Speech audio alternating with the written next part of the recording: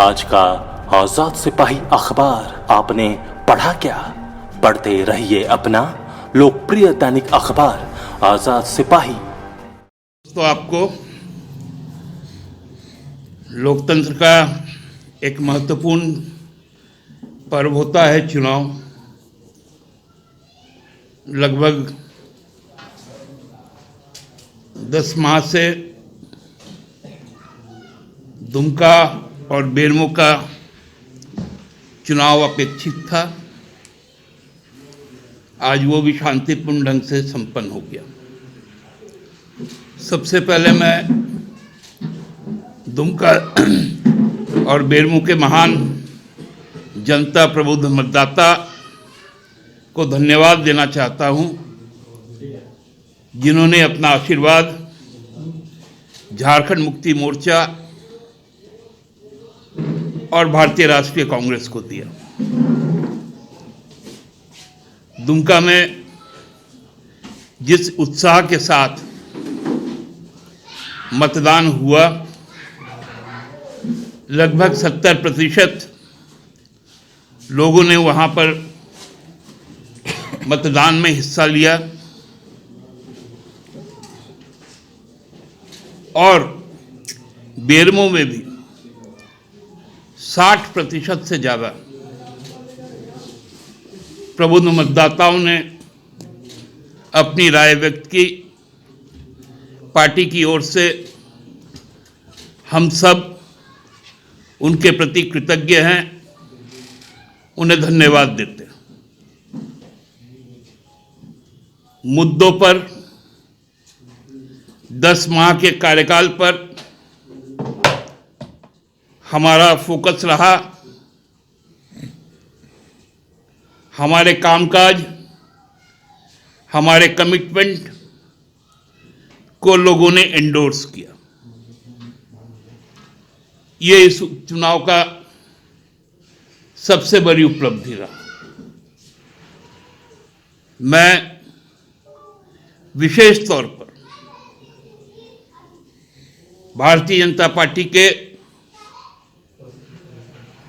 जो नेतागण दुमका गए थे, 3 पूर्व मुख्यमंत्री गए थे, उनके प्रति भी धन्यवाद देना चाहता हूं। बेरमो भी गए थे कि उनके जाने के कारण दुमका और बेरमो में हम अपने पिछले रिकॉर्ड से ज़्यादा मार्जिन से चुनाव जीतेंगे। इसके लिए उनको बहुत बहुत धन्यवाद। लोगों ने पूर्व तीनों मुख्यमंत्रियों को यह साफ संदेश दे दिया कि अब आप झारखंड में प्रासंगिक नहीं रह गए। पिछले बार दुमका में हमने इतिहास बनाने का काम किया था। इसके पहले जो भी चुनाव हुए, वहां जीत हार का अंतर 5000 के बीच में ही होता था। हम लोगों ने 13000 वोट पार किया था पिछले दफा। इस बार हम अपने बनाए हुए कीर्तिमान को भी तोड़ने जा रहे हैं और यह संभव हुआ है भारतीय जनता पार्टी के लोगों ने जो तथ्यहीन बातें कही, जिस प्रकार सोरेन परिवार पर हमला किया गया, जिस प्रकार बसंत सोरेन पर उंगली उठाई गई, उसको दुमका की जनता ने प्रतिकार करते हुए एक संदेश दिया। कैसी कैसी भाषाएं बोली गई। जितना निम्नतर स्तर हो, हम लोग कह सकते हैं कि उसको समाज में गाली गलौज कहा जाता है। वहां के सांसद, बगल के गुड्डा के, दुमका के सांसद, कई विधायकगण तीनों पूर्व मुख्यमंत्री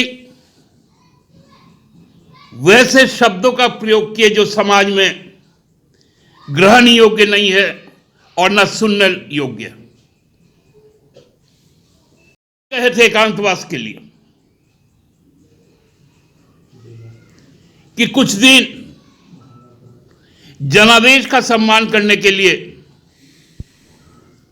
जो 2019 का जनादेश है उसको सम्मान करने के लिए आप लोग शांत हो जाइए।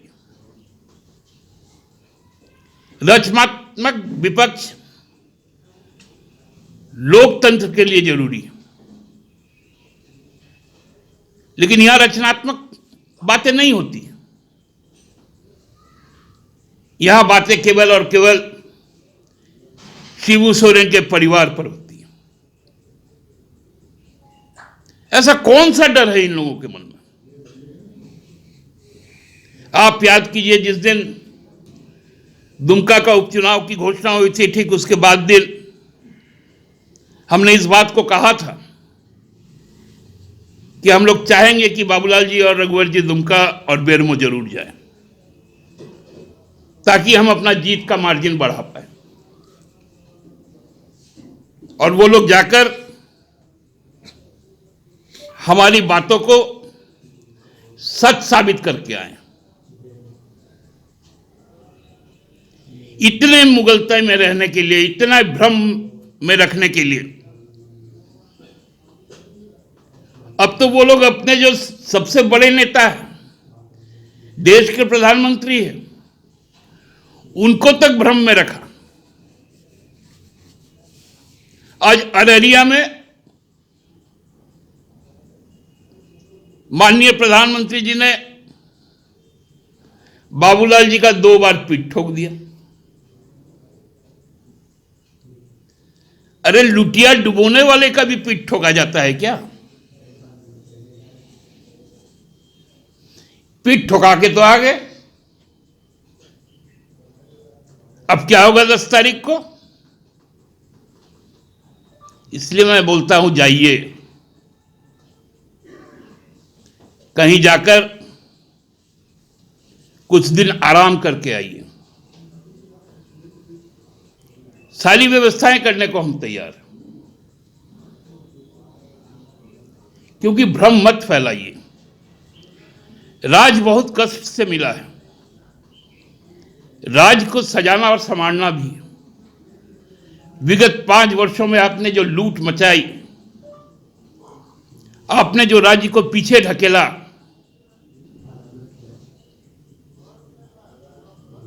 आपने जो डबल इंजन करके बातें कही, वो सारी बातें लोगों को और पीछे ले गई। हम उस समय भी कहते थे कि डबल इंजन का अर्थ है एक आगे का इंजन, एक पीछे का इंजन। तो हुआ क्या? विगत 5 वर्षों में एक इंजन रांची से पटना की ओर चल गया, एक इंजन कलकत्ता की ओर चल गया, और पूरा झारखंड का जो बोगी था वो एक ही जगह खड़ा रह गया। समझ में ही नहीं आया क्या हुआ। 10 महीने में 8 महीने तक हम पैंडेमिक में रहे, आज भी उसी हालात में।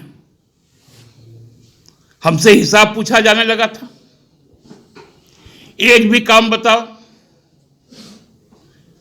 हमने जब 36 कामों का फेरियत दे दिया और उनसे पूछा कि 5 साल में का काम बताओ, तो कभी डैम बह जाए, कभी हाथी उड़ जाए, कभी लिम्का और क्या गिनीज बुक में नाम दर्ज हो जाए। केवल और केवल फर्जीवाड़ा। हम कह सकते हैं कि बेरमो में भी पिछली बार हम 25,000 वोट से चुनाव जीते थे। यकीन मानिए उस रिकॉर्ड को भी हम तोड़ेंगे।